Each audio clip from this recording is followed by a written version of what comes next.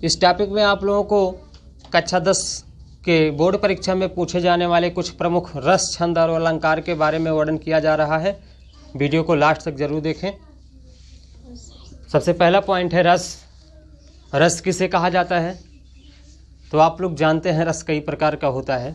गन्ने का रस, नींबू का रस, चीनी का रस, आम का रस, संतरा का रस, अनार का रस, तमाम प्रकार का रस होता है। लेकिन यहाँ इसमें से कोनो रस का वर्णन नहीं है।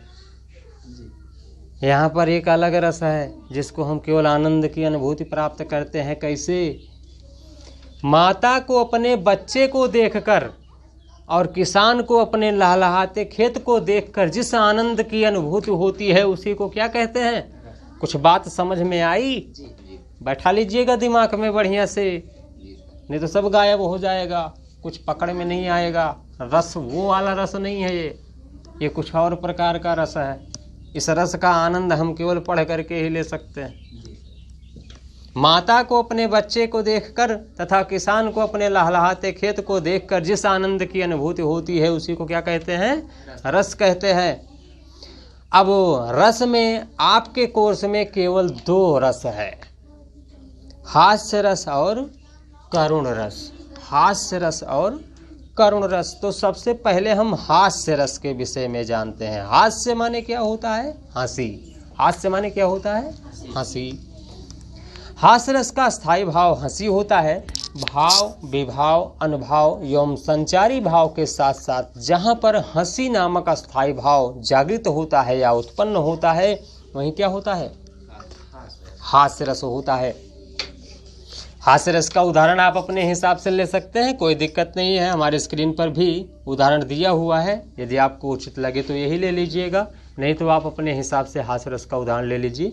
परिभाषा वेरी सिंपल है। हास्य रस का स्थायी भाव हंसी होता है। भाव, विभाव, अनुभाव तथा संचारी भाव के साथ साथ जहाँ पर हंसी नामक स्थायी भाव उत्पन्न होता है वहीं कौन सा रस होता है? हास्य रस होता है। अगला है करुण रस।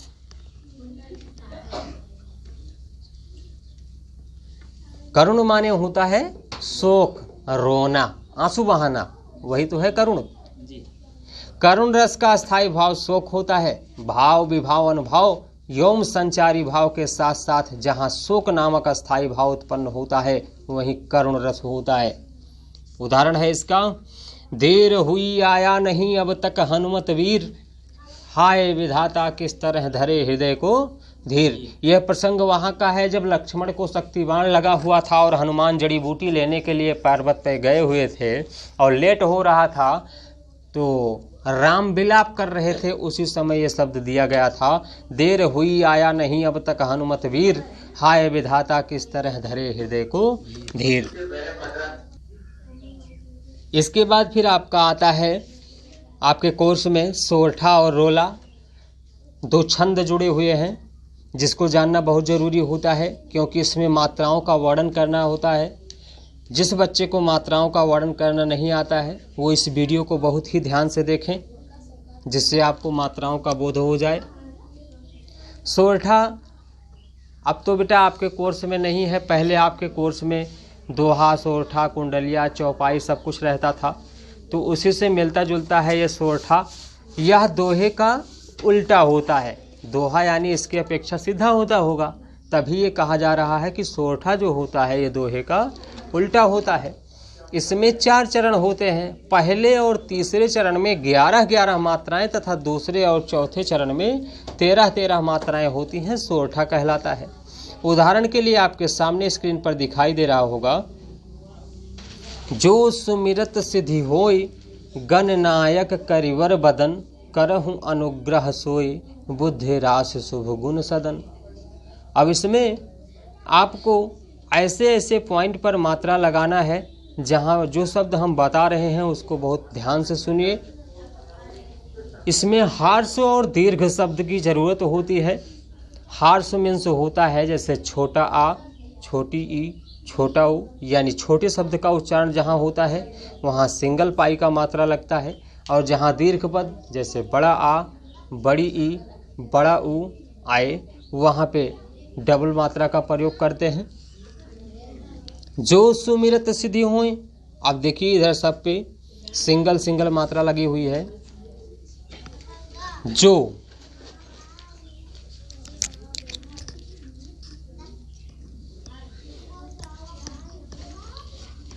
सुमिरत, देखिए यहाँ पे जो पर एक मात्रा, सॉरी 2 मात्रा लगी हुई है।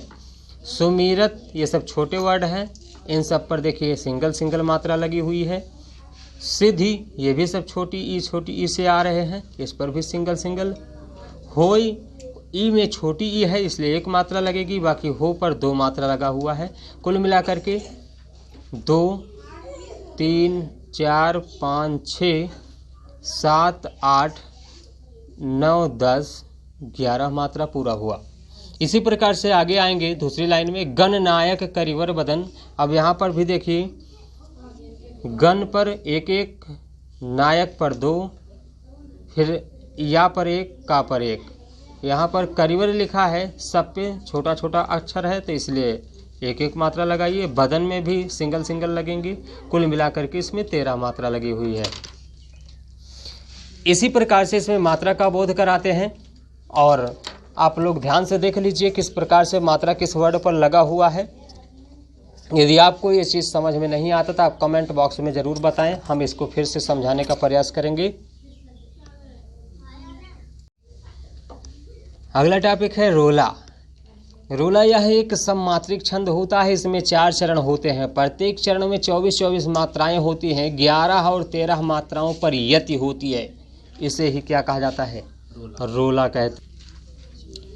और रोला का उदाहरण थोड़ा सा टिपिकल होता है, लंबा होता है, इसलिए इसे आपको बहुत ध्यान से याद करना होगा और मात्रा का भी ज्ञान इस पर बहुत कायदे से कराना होगा, नहीं तो इसमें गलतियां बहुत हो जाती हैं। उदाहरण है, जीती जाती हुई जिन्होंने भारत बाजी, निज बल से बलमेट विधर्मी मुगल कुराजी, जिनके आगे ठहर सके जंगी न जहाजी, वे प्रसिद्ध छत्रपति हैं भूप शिवाजी। अब इसमें देखिए आपका मात्रा भी लगा करके दिखाया गया है। मात्रा अभी पिछले वाले वीडियो में मैंने आपको बताया था, जिस प्रकार से उसमें मात्रा लगी है सेम उसी प्रकार से इसमें भी मात्रा का बोध कराया जाएगा। अगला टॉपिक है आपका अलंकार। अलंकार किसे कहा जाता है? अलंकार मीन्स वास्तव में तो हम लोग जानते हैं आभूषण होता है। अलंकार मीन्स क्या होता है? आभूषण। जिस प्रकार से औरतें आभूषण पहन करके अपनी शोभा बढ़ाती हैं, उसी प्रकार से काव्य के शब्दों की शोभा बढ़ाने वाले उपकरणों को क्या कहा जाता है? अलंकार। काव्य की शोभा बढ़ाने वाले उपकरणों को अलंकार कहते हैं।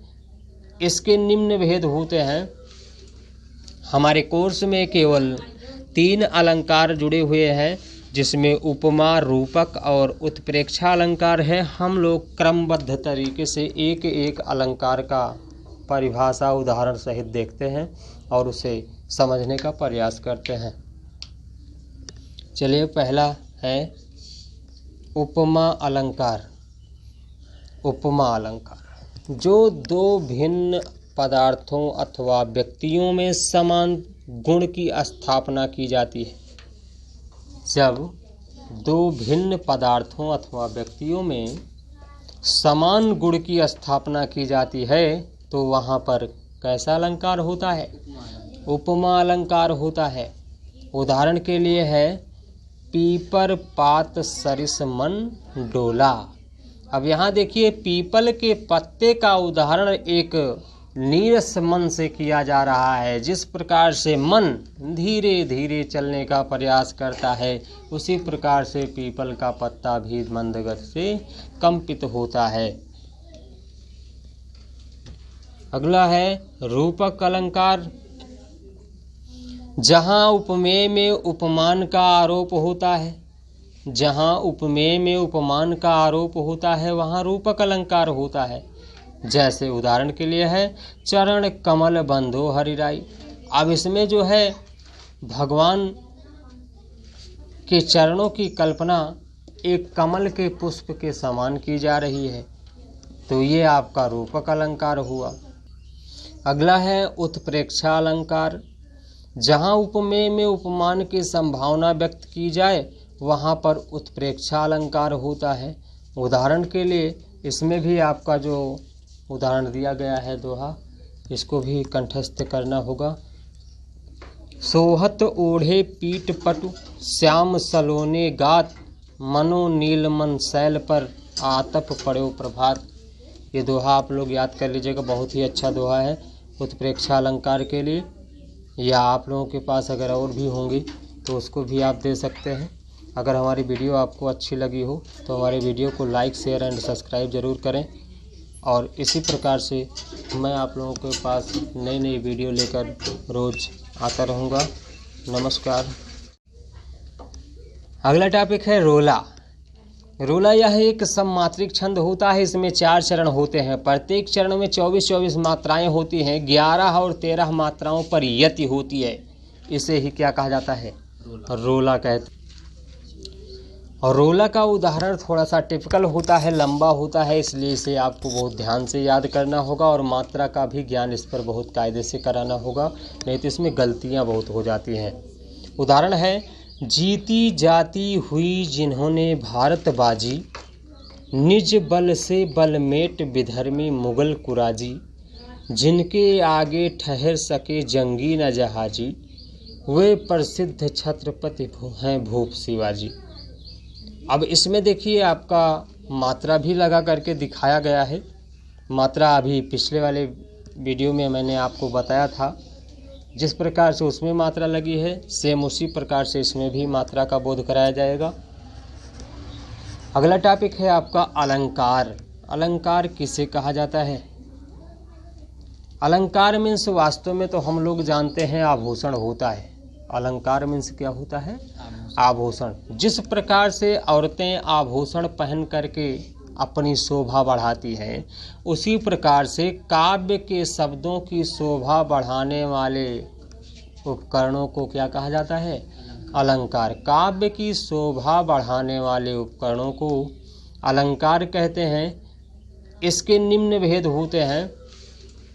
हमारे कोर्स में केवल 3 अलंकार जुड़े हुए हैं, जिसमें उपमा, रूपक और उत्प्रेक्षा अलंकार है। हम लोग क्रमबद्ध तरीके से एक एक अलंकार का परिभाषा उदाहरण सहित देखते हैं और उसे समझने का प्रयास करते हैं। चलिए, पहला है उपमा अलंकार। उपमा अलंकार जो 2 भिन्न पदार्थों अथवा व्यक्तियों में समान गुण की स्थापना की जाती है।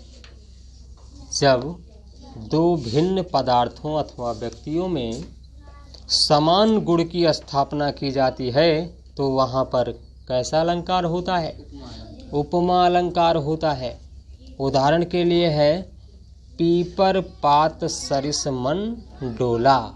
अब यहाँ देखिए, पीपल के पत्ते का उदाहरण एक नीरस मन से किया जा रहा है। जिस प्रकार से मन धीरे धीरे चलने का प्रयास करता है, उसी प्रकार से पीपल का पत्ता भी मंद गति से कंपित होता है। अगला है रूपक अलंकार। जहाँ उपमेय में उपमान का आरोप होता है, जहाँ उपमेय में उपमान का आरोप होता है वहाँ रूपक अलंकार होता है। जैसे उदाहरण के लिए है, चरण कमल बंधो हरिराई। अब इसमें जो है भगवान के चरणों की कल्पना एक कमल के पुष्प के समान की जा रही है, तो ये आपका रूपक अलंकार हुआ। अगला है उत्प्रेक्षा अलंकार। जहाँ उपमेय में उपमान की संभावना व्यक्त की जाए वहाँ पर उत्प्रेक्षा अलंकार होता है। उदाहरण के लिए इसमें भी आपका जो उदाहरण दिया गया है दोहा, इसको भी कंठस्थ करना होगा। सोहत ओढ़े पीठ पटु श्याम सलोने गात, मनो नीलमन शैल पर आतप पड़ो प्रभात। ये दोहा आप लोग याद कर लीजिएगा, बहुत ही अच्छा दोहा है उत्प्रेक्षा अलंकार के लिए। या आप लोगों के पास अगर और भी होंगी तो उसको भी आप दे सकते हैं। अगर हमारी वीडियो आपको अच्छी लगी हो तो हमारे वीडियो को लाइक शेयर एंड सब्सक्राइब ज़रूर करें। और इसी प्रकार से मैं आप लोगों के पास नई नई वीडियो लेकर रोज़ आता रहूँगा। नमस्कार।